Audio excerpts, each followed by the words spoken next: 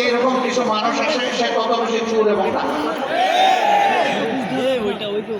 আমরা যাদেরকে চুর বলে চিনি, এরা কয় টাকা চুরি করে, কতটুকু মাল আমার ঘর থেকে বহন করে নিয়ে যেতে পারবে চুরি করে। ডাকাত বলে যাদেরকে জানি, ওদের ক্যাপাসিটি কতটুকু ডাকাতি করা। কিন্তু রাষ্ট্রের মূল্যবান কলম যাদের হাতে, এক কলমের বোঝায় সমস্ত সম্পদ ডাকাতি করা সম্ভব।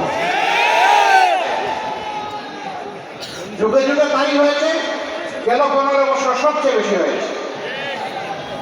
সরকার বলেছিল উন্নয়নের রাজপথে বাংলাদেশকে উঠিয়ে দিয়েছে, আমরা এখন মহাসড়কে আছি।